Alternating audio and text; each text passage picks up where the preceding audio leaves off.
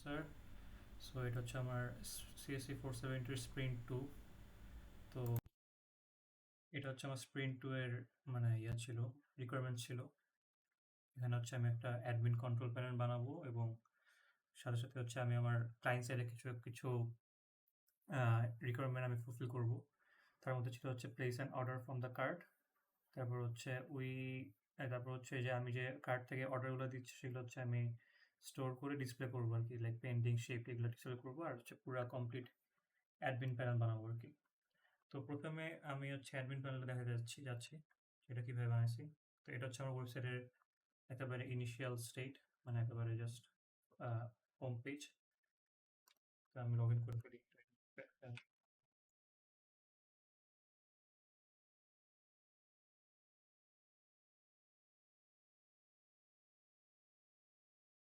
আমার ড্যাশবোর্ড আছে, দেন হচ্ছে প্রোডাক্টস আছে, অর্ডারস আছে।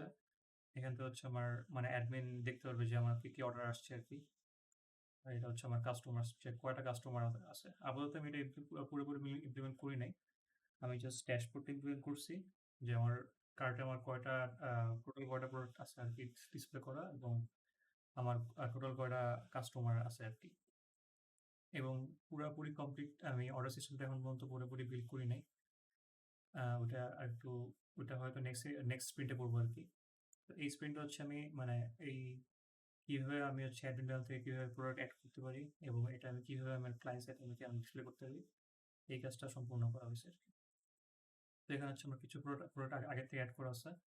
সো আমি এখানে আগে নতুন একটা প্রোডাক্ট অ্যাড করে আমি আপনার যাচ্ছি আপাতত।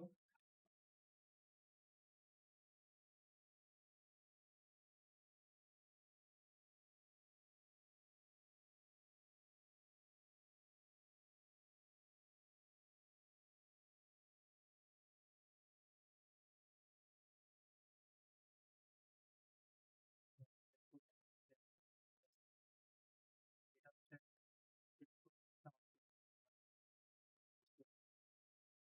তো এখন এটা যে আমার ক্লায়েন্ট সাইডে দেখা যাবে সেটা দেখার জন্য আমরা ক্লায়েন্ট সাইড থেকে লগ ইন করে রাখছিলাম আগে থেকে।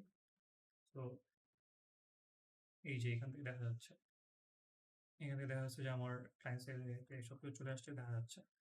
আমি যদি এখানে একটু যাই, আমি দেখতে পাবো যে আমার এখানে চলে আসছে।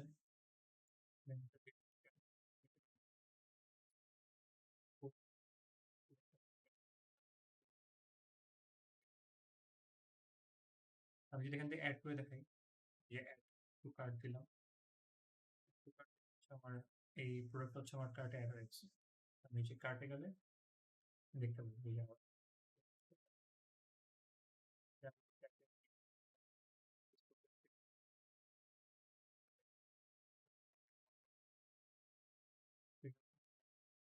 কার্ট ভিউটা ছিল আর কি একটা একটা নিজে যদি লগ ইন করে এবং সে যদি অ্যাড করে, তো আমি কার্ড সিস্টেমটা হচ্ছে এইভাবে সে দেখতে পারবে। তারপর এখান থেকে সে হচ্ছে পুরা ইয়াটা মানে আমার প্রোডাক্টের যত ডিটেলস আছে সব কিছু এখান থেকে দেখতে পারবে সে। তো এগুলো সব স্প্রিন্ট 3 এর জন্য, যে রিভিউস এন্ড আদার্স যা যা বাকি আছে সবকিছু স্প্রিন্ট 3 তে ইনশাল্লাহ কমপ্লিট করবো।